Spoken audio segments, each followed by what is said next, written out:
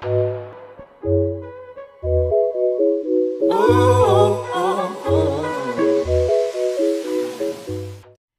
everyone! I wish I could put in the whole SpongeBob 2 years later little thing right now because it has quite literally been 2 years since I've sat down and filmed a video like this. Hopefully some of you have seen my freshman year dorm tour that I posted a little over 2 years ago now, which is absolutely crazy.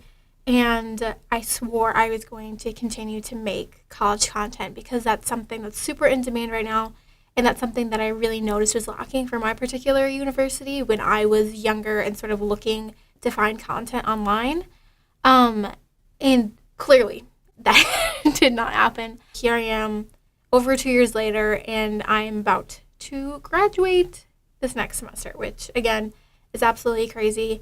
And I regret not interacting more and creating more content like this to share with people because I know how important it is to be able to find information about the schools you're looking into. So I'm just going to hopefully be able to help at least one person out there by talking about some of the things that I've learned so far in my 3 years as a University of Minnesota student. So what are we waiting for? Let's just go on and get right into it. Okay, so just jumping right into things, some of the things I really wish that I knew before I came to the University of Minnesota would, first of all, be how long it takes to actually get places, because if you guys didn't know, we actually have one of the largest campuses in the country, and so I quite literally had to walk completely across campus to get where I am now from where my apartment is. So there's pros and cons to that. Obviously, you can really get your steps in. Yeah, it can actually take you quite a long time to get places, but that's not too bad. While it's super easy to get around campus without having a car, or to get around the Twin Cities without a car, getting to and from your home or being able to get groceries is really difficult without a car. For whatever reason, there is nowhere to get groceries right on campus that you can walk to besides our little Target Express we have, which has a lot of increased prices on things, and so you end up spending a lot more, and your variety is a lot smaller than it would be even at a traditional Target, let alone a grocery store. There were so many times where I would order groceries and have them delivered to my apartment or dorm, or I would take the train to St. Paul or to Minneapolis and get stuff, and then have to carry all my bags back to my apartment by myself, which is not the most fun thing to do. And it really just makes the whole thing take a lot longer than it should. So that's just something to keep in mind. While you don't need a car, having someone at least in your little circle that has access to one is something that really is going to benefit you while you're in school. One thing that I really was not prepared for when I came into college was the amount of stuff that I shouldn't have brought with me. I watched so many other dorm tour videos, kind of like the one I made, or what you should bring to college and all of that. And that, and combined with my anxiety of forgetting something or not being prepared, I ended up bringing more than half the amount of stuff that I should have. So my advice for that is to really, if you can, buy as little as you can and bring as little as you can when you move in, and then just buy things when you need them. Just be really cognizant of what you're buying and what you're actually going to use on a day-to-day basis. I wish we could get a lot of that money spent back, as it was stuff that I didn't really need. Some of the stuff, it's I just wanted it, and it was cute for my dorm. I bought this little photo hanging organizing thing that said dorm suite dorm on it, which again, it was cute to hang up my first year, but it's what do you do after that? Something that I learned very early on as I came into school was that it's really easy to want to compare your experience with other people or other schools that you've seen or potentially what you grew up around, but you really can't do that. Every person's experience is really different, and two, every school, I think, has such a different community and culture around it that everyone's experience is going to be so different between schools. And so while you can keep in mind the other things that you've seen, you just can't expect your personal experience to be the exact same as someone else. I grew up around a different rival university, and my experience at Minnesota has been, I think, a lot different than what it would have been at that other school. And so that's something to keep in mind in general. It's not a bad thing to necessarily compare, but you just can't expect things to be exactly the same. So, for example, football, game day, all that sports sort of culture is really, really big at that other school. And so I was excited for that because that's something I'm really into. And then coming here, it wasn't as much as like that, especially in terms of like tailgating and, just attendance in general by students. And so that kind of led me to feel like disappointed almost. And so I shouldn't have had that expectation in my mind, because then it had me being disappointed rather than like having no frame of reference, I guess. Just know that everyone's situation, everyone's university or college is different. With that as well, fear of missing out or FOMO is so real. Like, everyone's always posting about where they are, what they're doing, and it's so easy to feel like you're missing something and that you're like, wow, I wish I was doing this or being included in that. And again, this can be super detrimental to your mental health. I know I'm super guilty of it sometimes. So just take a step back and just focus on yourself and your experience and stop trying to compare yourself to everyone else, because, like I said, everyone's doing their own thing and everyone's trying to live their best life and be their best self. And so you just got to focus and do the same for yourself as well. And with another thing that I wish I would have known was that the food is terrible. Like, so bad. Yeah. Thankfully, our student government has been working really, really hard to change this. I wasn't eating enough and just in comparison to what I normally would in any given meal. So that's definitely something to keep in mind. Like I said, hopefully that's changing. Another thing I noticed really early on as a student is that everything is so competitive here. It's kind of crazy. Obviously, this isn't going to be representative of absolutely every student group or every single thing on campus. We have a group on campus that I used to be a part of that would volunteer to do campus tours. So I could have given one of you guys a tour potentially in the past couple of years. But even for that group, it was completely volunteer. We were not getting paid to do it, to give these tours.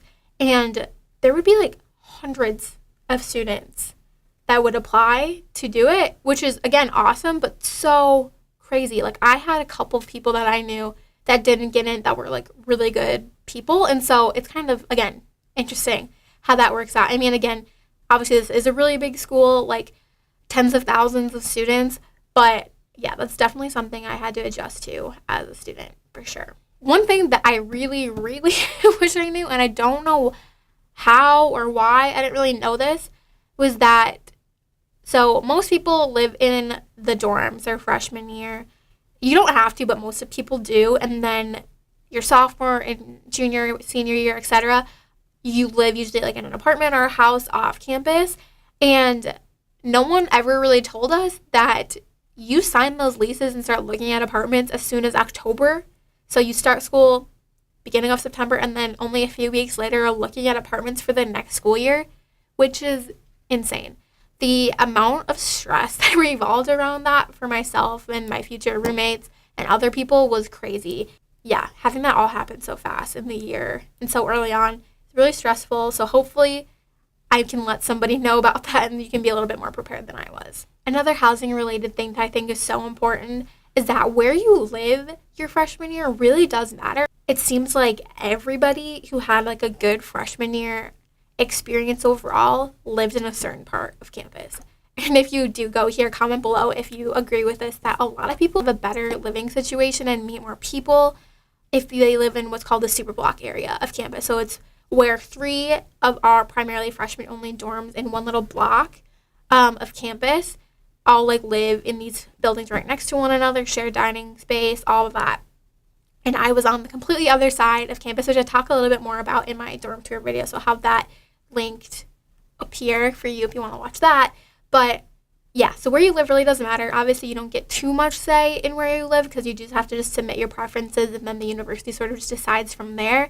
But from my experience, I think most people have a better experience living in those dorms. Another thing that I really, really, really wish I would have known beforehand was that it's so difficult to be an introvert on campus and try to make a lot of new friends.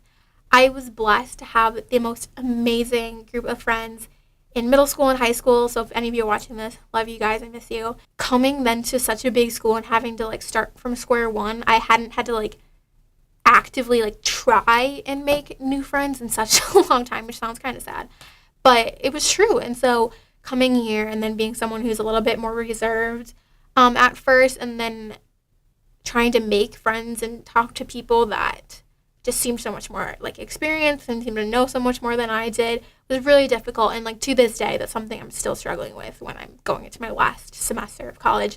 And so definitely take that into consideration and think about that when you're going into school, about if you are introverted, which there's absolutely nothing wrong with that. Just be conscious of, if you are wanting to make a lot of friends when you go to school, that it does take a lot of work to push yourself out of that comfort zone a little bit and be a little bit more extroverted in situations in order to meet people and have a lot of good friends your first year and beyond.